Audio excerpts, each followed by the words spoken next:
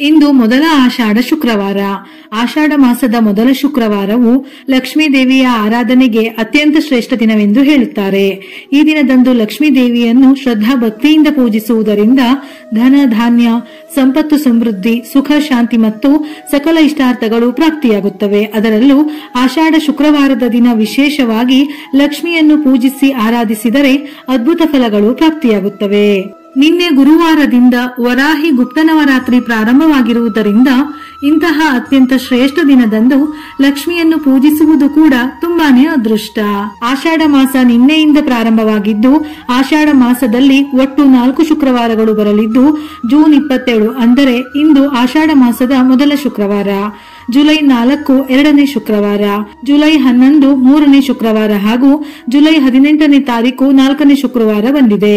ಇಂದು ಬೆಳಿಗ್ಗೆ ಮನೆಯನ್ನು ಸ್ವಚ್ಛಗೊಳಿಸಿ ಮನೆ ಒರೆಸುವ ನೀರಿಗೆ ಕಲ್ಲು ಉಪ್ಪನ್ನು ಸೇರಿಸಿ ಒರೆಸಬೇಕು. ನಂತರ ಮನೆಯ ಅಂಗಳದಲ್ಲಿ ಅಷ್ಟದಳ ರಂಗೋಲಿ ಹಾಕಿದರೆ ಶ್ರೇಷ್ಠ. ನಂತರ ಮನೆಯ ಹೊಸ್ತಿಲಿಗೆ ಅರಿಶಿನದ ಲೇಪನ ಹಚ್ಚಿ ಮನೆಯ ಮುಖ್ಯ ಬಾಗಿಲಿಗೆ ಅರಿಶಿನದಿಂದ ಸ್ವಸ್ತಿಕ್ ಚಿಹ್ನೆಯನ್ನು ಬರೆಯಬೇಕು. ಸ್ನಾನದ ನಂತರ ದೇವರ ಮನೆಯನ್ನು ಅರಿಶಿನದ ನೀರಿನಿಂದ ಅಥವಾ ಗಂಗಾ ಜಲದಿಂದ ಶುದ್ಧ ಮಾಡಿ ರಂಗೋಲಿ ಹಾಕಿ ದೇವರಿಗೆ ದೀಪ ಹಚ್ಚಿ ತಾಮ್ರದ ಚೊಂಬಿಗೆ ನೀರನ್ನು ಹಾಕಿ ನಂತರ ಅರಿಶಿನ, ಕುಂಕುಮ, ತುಳಸಿ ದಳವನ್ನು ಸೇರಿಸಿ ದೇವರ ಮನೆಯಲ್ಲಿ ಇಡಬೇಕು. ಪ್ರಥಮ ಪೂಜಿತನಾದ ಗಣೇಶನನ್ನು ಪ್ರಾರ್ಥಿಸಬೇಕು. ಆಷಾಢ ಮಾಸದ 4 ಶುಕ್ರವಾರದ ಪೂಜೆಯು ನಿರ್ವಿಘ್ನವಾಗಿ ನೆರವೇರಲಿ, ನಿಮ್ಮ ಕಷ್ಟಗಳೆಲ್ಲ ನಿವಾರಣೆಯಾಗಿ ಮನೆಯಲ್ಲಿರುವ ಸದಸ್ಯರ ಆರೋಗ್ಯ, ಆಯುಷ್ಯವೆಲ್ಲ ವೃದ್ಧಿಯಾಗಿ ಯಶಸ್ಸು ಸಿಗಲಿ ಎಂದು ಪ್ರಾರ್ಥಿಸಿ ನಂತರ ಪೂಜೆಯನ್ನು ಪ್ರಾರಂಭಿಸಬೇಕು. ದೇವರ ಮನೆಯಲ್ಲಿ ತಾಯಿ ಲಕ್ಷ್ಮಿಯ ಫೋಟೋ ಅಥವಾ ವಿಗ್ರಹವಿದ್ದರೆ ಅರಿಶಿನ, ಕುಂಕುಮ ಹಚ್ಚಿ ಹೂವಿನಿಂದ ಅಲಂಕರಿಸಬೇಕು. ಲಕ್ಷ್ಮೀ ದೇವಿಗೆ ಕೆಂಪು ಗುಲಾಬಿ ಹೂವಿನಿಂದ ಪೂಜಿಸಿದರೆ ದುಪ್ಪಟ್ಟು ಫಲ ಪ್ರಾಪ್ತಿಯಾಗುತ್ತದೆ. ಆರ್ಥಿಕ ಸಮಸ್ಯೆಗಳೇನಿದ್ದರೂ ತಕ್ಷಣವೇ ನಿವಾರಣೆಯಾಗಿ ಸಂಪತ್ತು ವೃದ್ಧಿಯಾಗುತ್ತದೆ.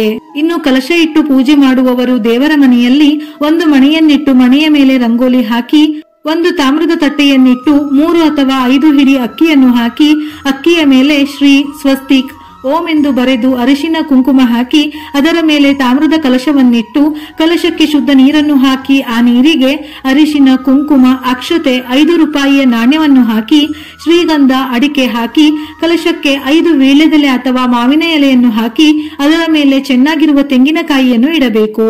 ತೆಂಗಿನಕಾಯಿ ಚೆನ್ನಾಗಿರುವುದನ್ನು ಆರಿಸಿ, ಯಾಕೆಂದರೆ ಈ 4 ಶುಕ್ರವಾರದ ಪೂಜೆಗೂ ಇದೇ ತೆಂಗಿನಕಾಯಿಯನ್ನು ಉಪಯೋಗಿಸಬೇಕು. ಹಾಗಾಗಿ ಚೆನ್ನಾಗಿರುವ ನೀರಿರುವ ಬಲಿತ ತೆಂಗಿನಕಾಯಿ ಉಪಯೋಗಿಸಬೇಕು. ದೇವಿಯ ನೈವೇದ್ಯಕ್ಕೆ ಹಾಲಿನಿಂದ ಮಾಡಿದ ಸಿಹಿ ಅಥವಾ ಬೆಲ್ಲದನ್ನ, ಕೋಸಂಬರಿ, ಪಂಚಾಮೃತವನ್ನು ಅರ್ಪಿಸಬಹುದು. ಇಲ್ಲವೆಂದರೆ ಹಸಿ ಹಾಲಿನ ಜೊತೆ ಬೆಲ್ಲವನ್ನು ಸಹ ಅರ್ಪಿಸಬಹುದು. ನಾಳೆ ಬೆಳಗಿನ ಪೂಜೆ 11:30 ಒಳಗೆ ಮಾಡುವುದಿದ್ದರೆ ತಪ್ಪದೆ ತುಳಸಿಯನ್ನು ಪೂಜಿಸಿ, ಇಲ್ಲವೆಂದರೆ ಸಂಜೆ ಪೂಜಿಸಿ. ನಾಳೆ ತುಳಸಿಯನ್ನು ಪೂಜಿಸುವ ಮೊದಲು ಶುದ್ಧವಾದ 1 ಲೋಟ ನೀರಿಗೆ ಚಿಟಿಕೆ ಅರಿಶಿನ, ಸ್ವಲ್ಪ ಬೆಲ್ಲವನ್ನು ಸೇರಿಸಿ ತುಳಸಿಗೆ ಆ ನೀರನ್ನು ಅರ್ಪಿಸಬೇಕು. ಇದರಿಂದ ವಿಷ್ಣು ಸಮೇತ ಲಕ್ಷ್ಮಿಯ ಅನುಗ್ರಹ ಲಭಿಸುತ್ತದೆ. ಮುಕ್ಕೋಟಿ ದೇವರುಗಳ ಅನುಗ್ರಹ ಪ್ರಾಪ್ತಿಯಾಗುತ್ತದೆ. ನಿಮ್ಮ ಮನೆಯಲ್ಲಿ ಸಂಪತ್ತು ವೃದ್ಧಿಯಾಗಿ ಹಣದ ಕೊರತೆ ಇರುವುದಿಲ್ಲ. ತುಳಸಿಯನ್ನು ಪೂಜಿಸಿದರೆ ದುಪ್ಪಟ್ಟು ಫಲ ಸಿಗುತ್ತದೆ. ಅದರಲ್ಲೂ ಶುಕ್ರವಾರ ಅಥವಾ ಆಷಾಢ ಶುಕ್ರವಾರದ ದಿನ ತುಳಸಿಯನ್ನು ಪೂಜಿಸಿದರೆ ಸಿರಿ ಸಂಪತ್ತುಗಳ ಜೊತೆ ಅಷ್ಟೈಶ್ವರ್ಯ ಪ್ರಾಪ್ತಿಯಾಗುತ್ತದೆ. ನಾಳೆ ಬೆಳಿಗ್ಗೆ 2 ತುಪ್ಪದ ದೀಪವನ್ನು ಹಚ್ಚಬೇಕು. ದೀಪಕ್ಕೆ ಸ್ವಲ್ಪ ಅರಿಶಿನ, ಕುಂಕುಮವನ್ನು ಸೇರಿಸಿ ದೀಪವನ್ನು ಬೆಳಗಿ. ನಾಳೆ ಸಂಜೆ ಬೆಲ್ಲದ ದೀಪಾರಾಧನೆ ಮಾಡಿದರೂ ಬಹಳ ಶ್ರೇಷ್ಠ.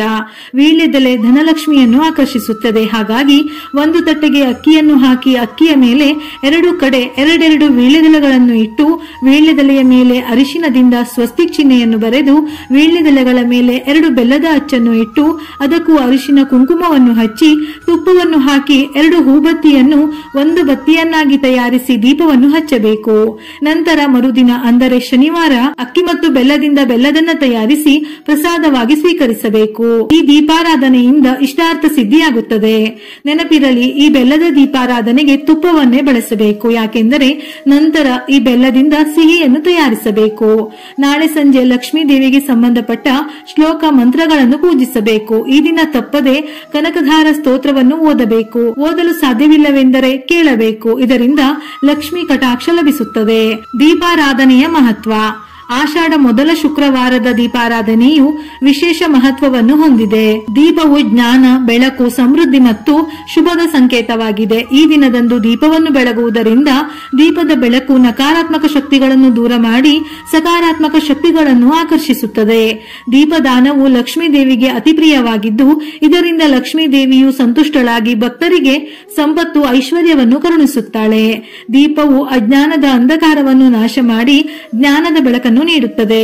ದೀಪದ ಪ್ರಶಾಂತ ಬೆಳಕು ಮನಸ್ಸಿಗೆ ಶಾಂತಿ ಮತ್ತು ನೆಮ್ಮದಿಯನ್ನು ನೀಡುತ್ತದೆ. ಆಷಾಢ ಮಾಸದ ಮೊದಲ ಶುಕ್ರವಾರ ಲಕ್ಷ್ಮೀ ಪೂಜೆ ಮಾಡುವುದರಿಂದ ಹಲವಾರು ಶುಭ ಫಲಗಳು ದೊರೆಯುತ್ತವೆ. ಲಕ್ಷ್ಮೀ ದೇವಿಯ ಅನುಗ್ರಹದಿಂದ ಆರ್ಥಿಕ ಸಮಸ್ಯೆಗಳು ದೂರವಾಗಿ ಧನ ಲಾಭವಾಗುತ್ತದೆ.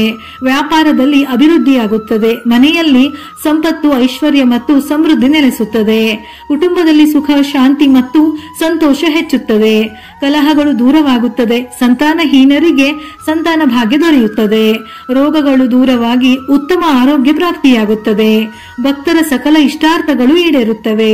ಒಟ್ಟಾರೆ ಆಷಾಢ ಮೊದಲ ಶುಕ್ರವಾರದಂದು ಶ್ರದ್ಧೆ ಮತ್ತು ಭಕ್ತಿಯಿಂದ ಲಕ್ಷ್ಮೀ ದೇವಿಯನ್ನು ಪೂಜಿಸಿ ದೀಪಾರಾಧನೆ ಮಾಡುವುದರಿಂದ ಭಕ್ತರ ಜೀವನದಲ್ಲಿ ಸಕಲ ಶುಭಗಳು ಉಂಟಾಗಿ ಸಮೃದ್ಧಿ ಮತ್ತು ನೆಮ್ಮದಿ ನೆಲೆಸುತ್ತದೆ.